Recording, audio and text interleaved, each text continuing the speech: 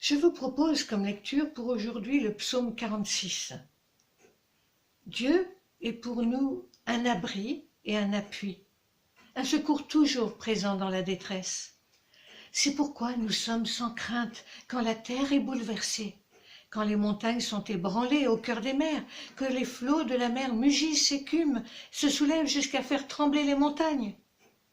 Les bras d'un fleuve réjouissent la ville de Dieu, le sanctuaire des demeures du Très-Haut. Dieu est au milieu d'elle, elle n'est pas ébranlée. Dieu la secourt dès le point du jour. Des nations s'agitent, des royaumes sont ébranlés. Il fait entendre sa voix, et la terre tombe en défaillance. L'Éternel, le Maître de l'univers, est avec nous. Le Dieu de Jacob est une forteresse pour nous. Venez contempler ce que l'Éternel a fait, les actes dévastateurs qu'il a accomplis sur la terre. C'est lui qui a fait cesser les combats jusqu'aux extrémités de la terre. Il a brisé l'arc et rompu la lance. Il a détruit par le feu les chars de guerre. Arrêtez et sachez que je suis Dieu. Je domine sur les nations, je domine sur la terre.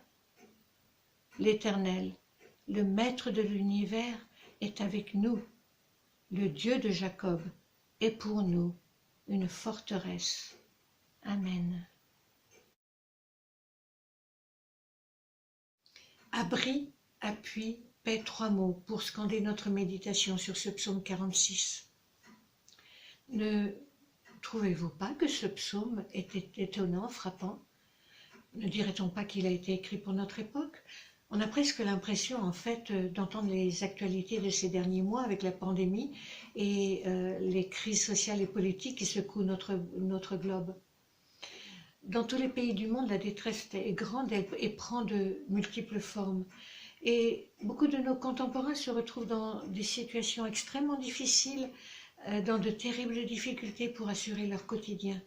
Et du coup, ils ont perdu confiance dans leur gouvernement, les institutions, les autorités, en fait tout ce qui est censé donner une stabilité à nos pays. Alors vous trouvez un abri dans de telles conditions.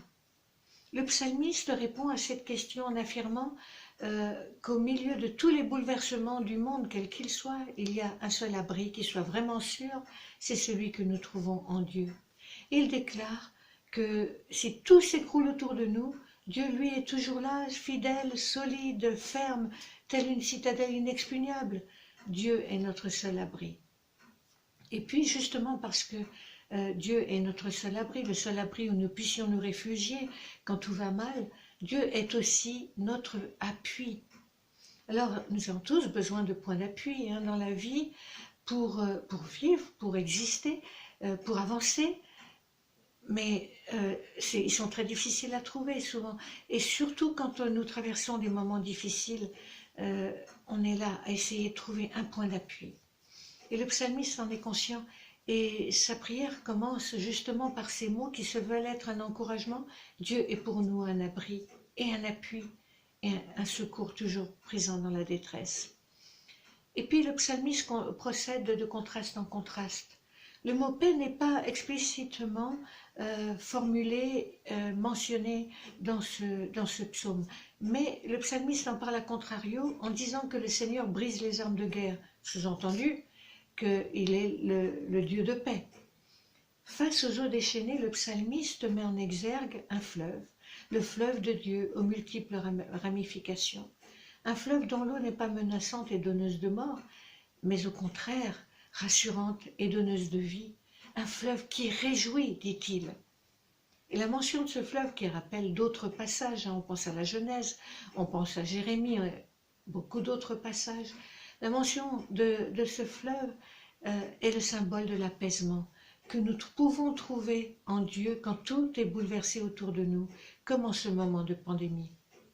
Dieu abri, Dieu appui, Dieu paix, voilà le Dieu vers lequel nous voulons nous tourner et en qui nous voulons trouver notre ressourcement, nous voulons nous ressourcer en ce Dieu-là. Et prenons exemple sur lui pour triompher sur l'adversité et puis pour aider les autres autour de nous. Forgeons des armes de paix et prononçons des paroles qui consolent. Et avec la force que nous donne l'Esprit Saint, nous pourrons être ainsi un abri et un appui pour les autres. Et puis ne minimisons pas ce que nous faisons ou ce que nous disons. Chaque acte, chaque parole, même minime à vue humaine, a son importance. Et je m'en suis rendu compte lorsque des personnes que j'avais connues il y a plus de 20 ans me disaient des années plus tard à quel point une parole que je leur avais dite ou une carte d'encouragement que je leur avais envoyée, ce que j'avais totalement oublié, leur avait fait du bien et avait été pour eux comme un baume bienfaisant sur leurs blessures de l'époque.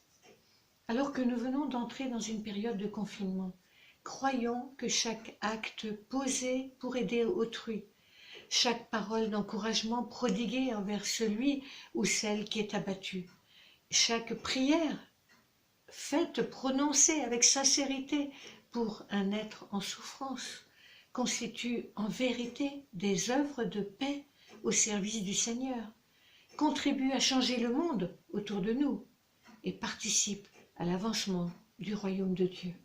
Amen.